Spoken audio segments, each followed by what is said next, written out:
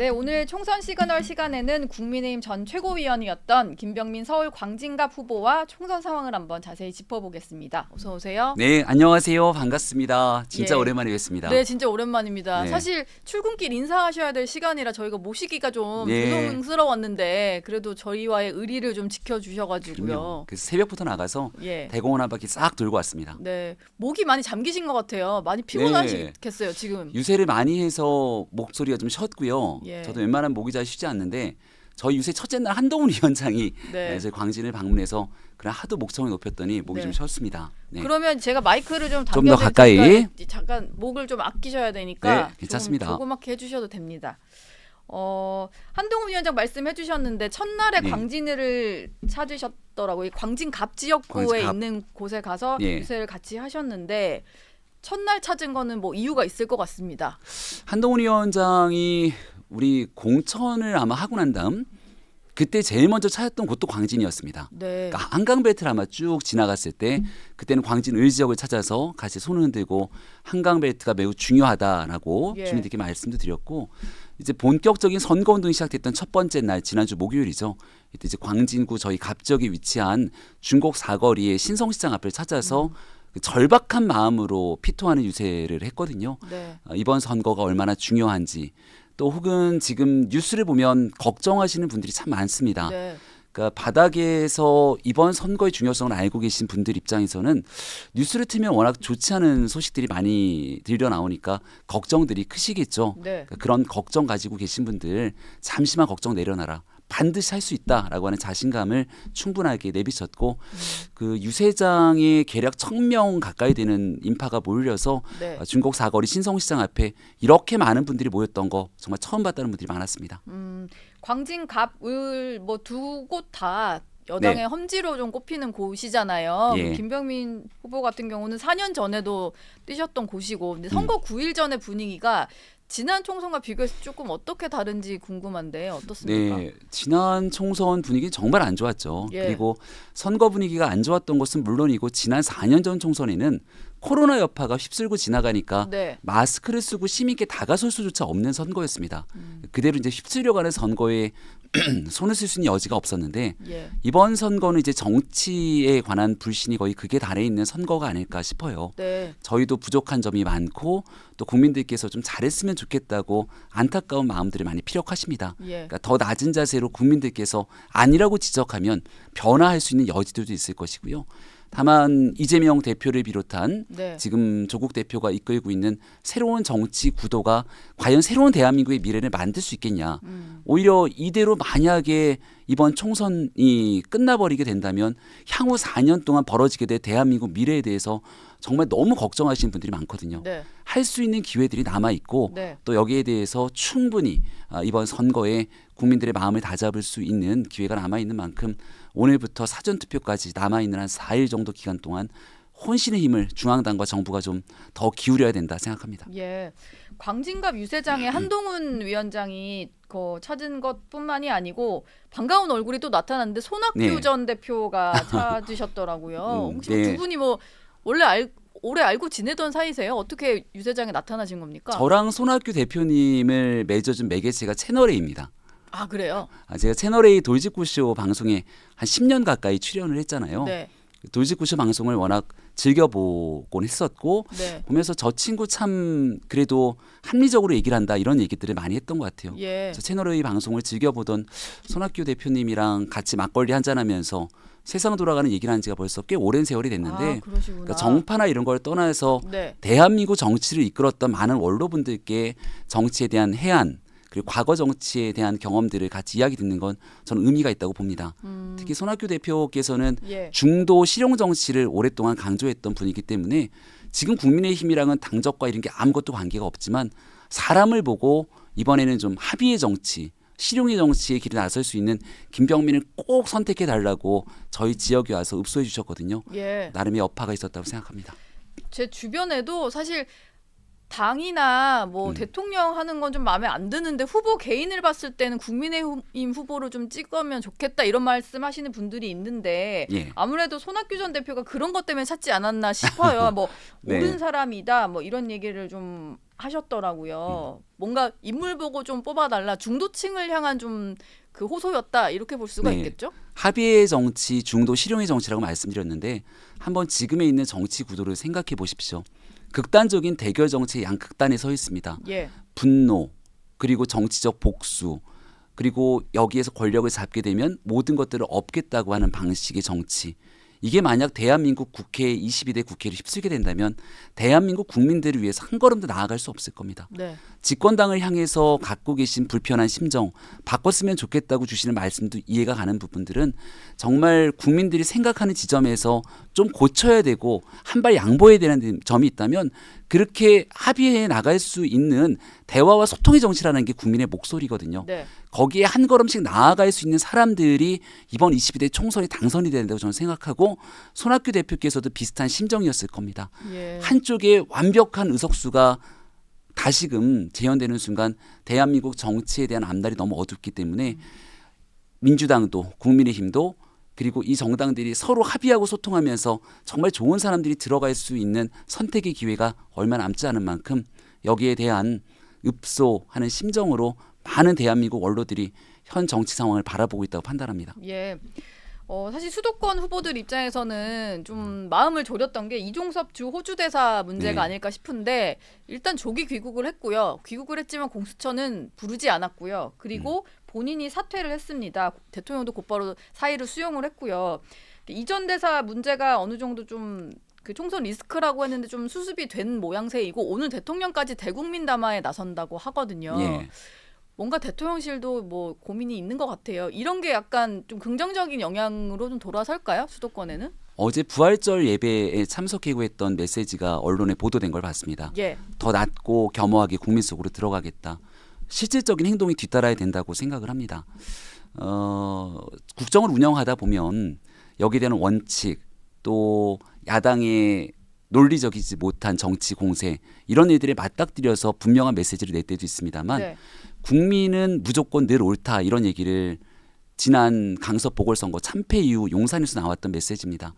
국민들께서 정치 현황과 상황들을 바라보면서 아쉽다라고 생각되는 지점들을 표현한다면 네. 그 아쉽다라는 국민의 눈높이에 맞춰서 한 걸음은 뒤로 물러설 수도 또 거기에 맞춰서 합의해 나갈 수 있는 게 저는 유연한 정치라고 생각을 합니다. 근데 지금 선거를 앞두고 있는 절박한 과정 속에서도 뭔가 국민들께 한 걸음 뒤로 물릴 수 있는 모습들이 잘 보이지 않다 보니까 네. 국민들께서 이런 방식으로 선거를 치를 수 있겠는가라고 하는 목소리를 지역에서도 많이 주십니다. 아마 오늘에 있는 대국민 담화가 어제 부활절 예배에 참석해서 냈던 그 메시지의 연장선상이었으면 좋겠다는 생각이 들고 네. 정말 국민들을 위해서 가장 낮은 자세로 그러니까 저는 의대 정원 문제도 결국은 국민을 위한 일 아니겠습니까? 예. 지금 하고 있는 3대 개혁에 관한 모든 메시지들도 국민을 위해서 하는 일이라면 총선에서 만약 국민의힘이 패배하고 난다면 국민을 위한 정치는 아무것도 할 수가 없습니다.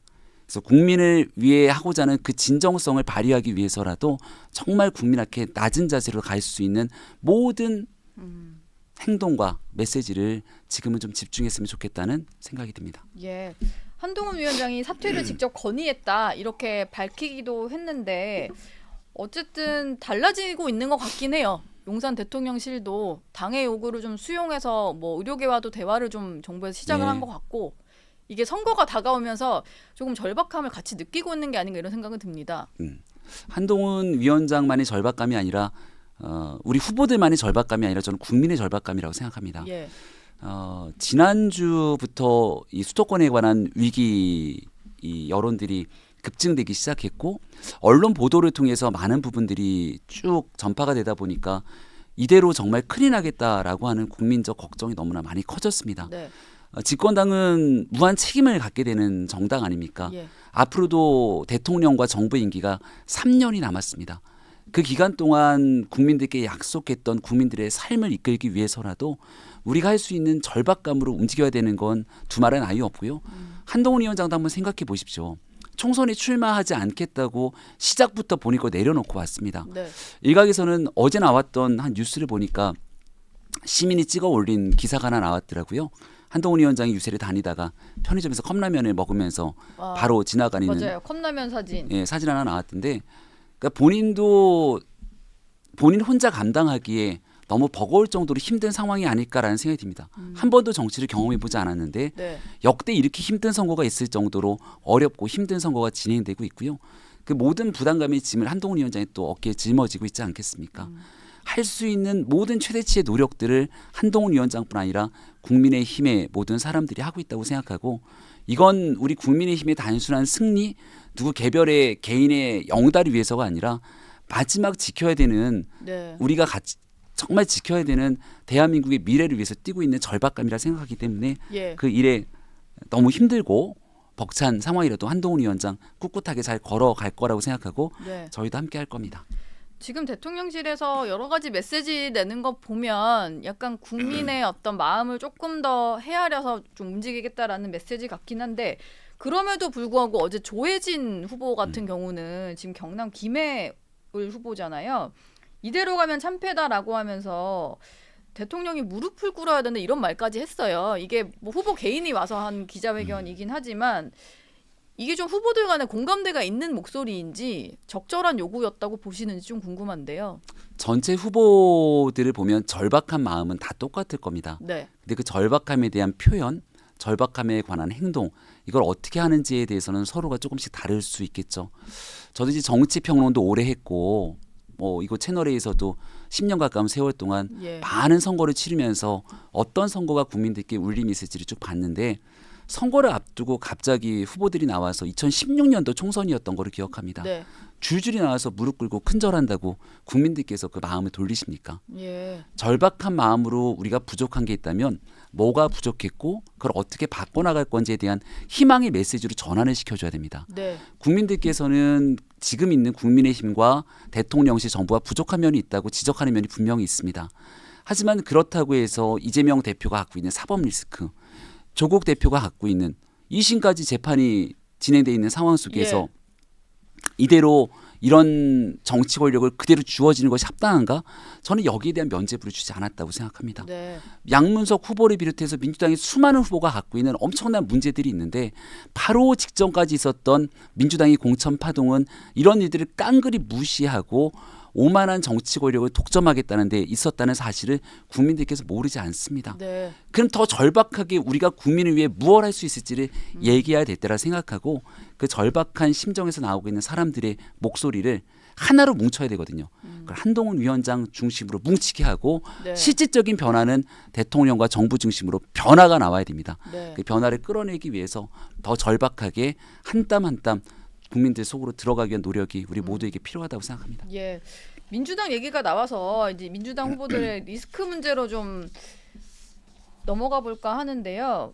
양문석 민주당 후보 같은 경우는 막말 논란, 편법 대출 논란 계속 이어지고 있습니다. 근데 대학생 딸이 11억 원을 대출하는 과정에서 사업자 대출을 받았단 말이에요. 그리고 이 대출금을 또 누가 갚느냐의 문제도 좀 있을 것 같고 여러 가지 여기서 얽히는 논란들이 꽤 많아요. 민주당 같은 경우는 당 차원 대응을 하지 않는 상황이거든요. 아무래도 당 차원에서 대응을 하면 이게 이슈가 더 커질까봐 네. 그렇다고 봐야겠죠. 중앙의 뉴스로 이미 커져버렸습니다. 네, 이미 커졌는데 대응을 네. 왜 안 할까요? 그러면 여기에 대해서 만약 하나를 대응하기 시작하면 양문석 후보 다음, 공영훈 후보 다음, 양분한 후보 다음 줄줄이 도미노처럼 엮여 들어갈 겁니다. 네, 아마도 선거를 목전에 두고 나오고 있는 이런 리스크가 특별 개인의 문제로 딱 한정을 짓고 싶은 게 민주당의 상황이겠습니다만은 예, 정치가 국민들께서 바라보시기에 그렇게 넘어가지는 않는다고 생각합니다. 네, 2021년 4.7 보궐선거를 기억하시는 국민들께서 많으실 건데요. 그때도 보궐선거 전까지만 하더라도 국민의힘이 과연 선거를 이길 수 있겠는가라고 하는 패배주의가 꽤나 많았습니다. 네, 오세훈 후보가 처음 나왔을 때 오히려 밖에 있는 안철수 후보가 단일화를 통해서 가져갈 거라는 평가도 많았고요. 예, 근데 그 4.7 보궐선거에서 왜 서울시역 전체 25개 자치구가 전부 당시 국민의힘을 선택했는가 돌이켜보면 LH 파동 문제가 있었거든요. 아 LH 파동, 국민들께서 다시금 기억하실 때 정말 큰 트라우마를 남게 된 게 부동산 문제입니다. 네, 문재인 정부가 정권을 5년 만에 내주게 됐던 이유 저는 단 한 가지를 뽑으라면 아주 자신 있게 부동산 문제를 꼽을 수 있겠고요. 네, 그 부동산에 대한 무능력으로 끝나는 것이 아니라 예, 여기에 플러스 알파가 더해졌던 게 내로남불입니다. 내로남불이죠. 국민들께는 한 채만 가지고 있으라고 하고 당시 있었던 많은 청와대 관료들은 본인들이 두 채를 갖고 있거나 또 거기에 대한 부동산에 대한 편법 문제 등등이 불거지면서 국민들의 분노가 극에 달했죠. 예. 양문석 후보 많은 방송에 출연했지만 가장 날카롭게 지금 있는 정부를 비난하고 있는 후보 아니겠습니까? 네. 근데 본인이 이 부동산을 매입하는 과정이 적은 금액이 아니라 엄청난 금액의 부동산을 매입하면서 네. 일반 국민들이 대출받기 힘든 그 정도의 대출을 편법, 꼼수, 이제는 그게 불법의 영역인지 확인이 되기 시작할 것인데 이런 방식으로 대출을 받고 난 다음에도 뭐가 문제냐라는 식의 반응으로 일관하고 있습니다. 네. 국민들께서 납득이 되겠습니까? 그러니까요. 이게 우리 가족 대출로 사기 피해자가 있느냐 이런 식으로 얘기를 했는데 이 대출 어디서 받았죠? 새마을금고에서 받았죠. 지난해 한번 생각해 보십시오. 제가 집권당 최고위원으로 있고 지역에 다니면 저희 동네 새마을금고가 이제 많습니다. 네. 튼실하고 건전한 새마을금고가 여전히 잘 운영하고 있기 때문에 지역 사람들과 함께 소통하는 마을금고가 갖고 있는 역할은 너무 큽니다. 예. 근데 지난해 새마을금고 문제, 부실대출 문제가 하나 터지기 시작하면서 전체가 흔들렸어요. 그러게요. 그 당시 새마을금고 생각해 보시면 부실대출이 있었네요. 저한테 예. 가장 많이 왔던 얘기 중에 하나가요. 이 마을금고 불안하다 그러는데 이거 돈 빼야 되냐 말아야 되냐 이렇게 걱정하시는 어르신들이 너무나 많았습니다. 네. 본인 대출 때문에 피해받은 국민이 없다고요?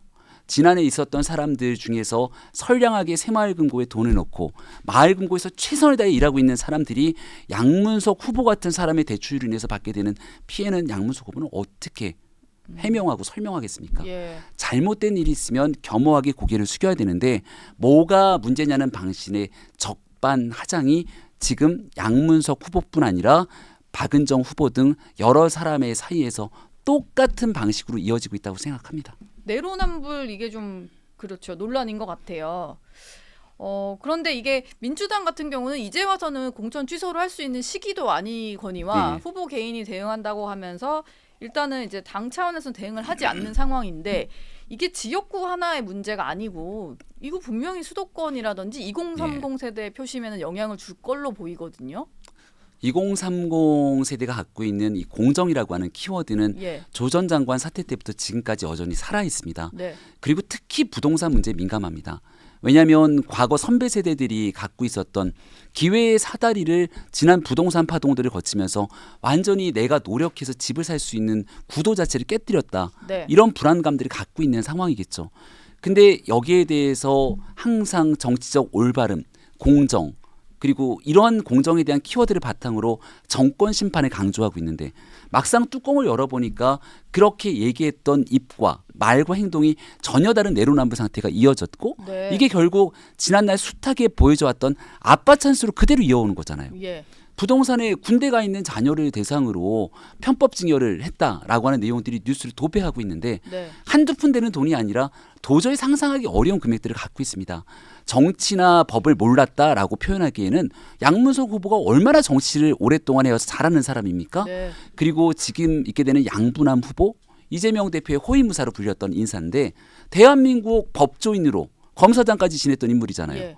누구보다 법의 집행을 가장 잘 알고 있던 사람들이 이런 방식으로 진행을 해왔다는 것을 보면서 만약 이들에게 입법 권력까지 독점하게 되는 상황이 오게 된다면 도대체 그 다음은 어떻게 되게 될 것인가 라고 하는 걱정의 목소리들이 커질 것이고 이제 그 다음은 민주당이 답을 해야 될 차례라고 생각합니다. 네. 한 가지 꼭 말씀드리고 싶은 건 마을금고에서도 대출에 대한 문제를 적격성 여부를 들여다보고 잘못된 점이 있다면 대출을 회수하겠다고 얘기를 하는 기사를 봤습니다. 예.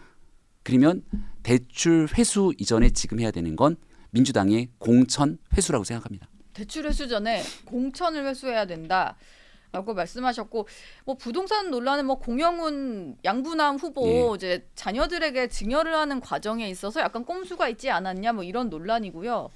그리고 막말 논란을 휩싸인 후보가 한 명 더 있는데 민주당의 김준혁 후보입니다. 박광원 의원의 지역구에서 박광원 의원을 꺾고 공천이 예. 된 후보인데 제가 뭐 좀 말하기도 좀 민감한 박정희 전 대통령과 뭐 위안부 간의 뭐 성관계 이런 얘기를 하고 그리고 이제 유튜브 방송에서 했던 걸 보면은 조금 약간 뭐 야설 같은 얘기를 하면서 좀 거친 표현들을 많이 쓰더라고요. 여성에 대한 인식 자체가 좀 문제가 있는 거 아니냐 이런 논란까지 있는데 어떻게 보셨습니까?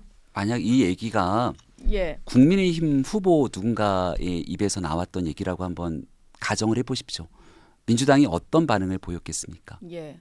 네, 제가 더 얘기하지 않아도 아마도 그 문제로 모든 뉴스가 도배돼서 그 후보가 사퇴하는 날까지 민주당은 총공세를 멈추지 않았을 겁니다. 네. 정치적인 이해관계를 다 떠나서 제가 작년 최고위원으로 있으면서 피해자 할머님들 기림의 날에 참석하고 피해자 할머님과 이제 이야기도 나누고 가끔 통화도 하고 뵙곤 했습니다. 네. 할머님들 생각하면 이런 말 한마디가 가져오게 될 상처 도저히 저는 납득할 수가 없는 발언이라고 생각하거든요. 예. 국민의 상식과 그 기본적인 사람으로서 가져야 되는 일말의 양심이라는 게 남아 있다면 네. 저는 선거를 치를 수 있는 후보의 기본 자질 자체를 아예 다 놓쳐버린 일이기 때문에 무슨 말이 더 필요하겠습니까? 네. 예. 반면에 뭐 국민의힘 논란도 저희가 뭐 최근에 보니까 뭐 특정 정당에 대한 것만 지적을 해서 중간에 진중권 교수가 하차하시는 일도 네. 있고 이래가지고 뭐 한동훈 위원장만 지적하다가 저희도 형평성을 네. 맞추는 차원에서 국민의힘에도 논란이 아예 네. 없지는 않으니까요. 김준혁 후보와 맞상대인 이수정 후보 수원 경기 수원 정 후보인데요. 대파 논란에 좀 참전을 했다가 좀 사과하는 일이 있었습니다. 뭔가 상대의 반응을 맞추려고 했던 반응이 와전됐다 이렇게 했는데 사실 이것 때문에 다시 잠잠했던 대파 값이 또 대통령 발언이 끄집어 올라오고 이랬었거든요. 이건 네. 좀 어떻게 보셨어요? 잘못된 게 있으면 그냥 국민 앞에 죄송하다. 예. 저희 부족한 게 있다. 바꿔나가겠다. 솔직해야 되는데 이런 일들에 대한 메시지들이 잘못 전달되고 와전되게 되면 한 지역의 선거로 국한돼서 끝나는 게 아니라 그게 줄줄이 옆으로 퍼져나가게 됩니다. 네. 그 지금은 서울, 경기, 인천, 수도권은 하나의 선거구라고 해도 과언이 아닐 정도의 상황일 겁니다. 예. 저도 오늘 지역에서 열심히 선거를 뛰어야 되는데 노은지 사장님 보고 싶어서 온 것도 있고 예. 우리 그렇지만 구독자 시청자분들 보러 네, 오셨고. 그럼요. 채널 A 늘 좋아하는 시청자 여러분들 보고 싶어서 온 것도 있고요. 네. 예. 하지만 저희 동네 선거에 국한되는 것이 아니라 하나의 선거구로 얽혀져 있는 또 이 선거에서 정말 정말 절박한 심정들을 토로하고 싶어서 오늘 이 자리에 나왔거든요. 네. 작은 실수도 각자 후보가 갖고 있는 것들을 최소화시켜야 되고 우리의 절박함으로 선거를 치러나가기 위해 정말 든든하게 연대해야 되기 때문에 예. 잘못된 문제들이 있다면 단호하게 끊어내기 위해서 모두 좀 말을 조심해야 된다 생각합니다. 예. 이재명 후보 같은 경우는 본인의 지역구도 가고 그리고 중간중간 유세 현장을 못 갈 것 같으면 라이브 방송을 켜고 후보들 얘기를 하는 식으로 선거운동을 하더라고요. 그런데 지난 30일에 이런 얘기를 했습니다. 윤 대통령이 꽂았거나 가까운 사람 일명 이제 친윤 후보들은 지역에서 열세다. 이렇게 얘기를 했는데 이 발언은 좀 어떻게 보십니까? 이재명 대표가 꽂았거나 가까운 사람은 대다수가 구설수에 오른 사람들? 예. 네, 이렇게 얘기하면 기분 좋습니까? 그러게요. 네. 그러게 말입니다. 지금 현재 나와 있는 상황에서 그런 방식의 얘기들이 많죠. 네. 저는 선거 치르면서 좀 이런 정치 메시지들 가지고 선거를 꼭 치러야 되나 이런 생각도 듭니다. 네. 그러니까 분노를 조장하는 거죠. 상대방을 이렇게 좀 악마화시키고 이 사람 정말 나쁜 사람이라고 하고 네. 객관적인 팩트가 잘못돼 있으면 그 객관적인 팩트가 잘못된 걸 지적하면 됩니다. 하지만 객관적인 팩트의 잘못보다는 하나의 프레임을 짜서 이 진영 논리로 선거를 치르게 되는 가장 대표적인 케이스가 이런 방식이고 예. 여기서 파생된 말이 뭡니까? 이찍.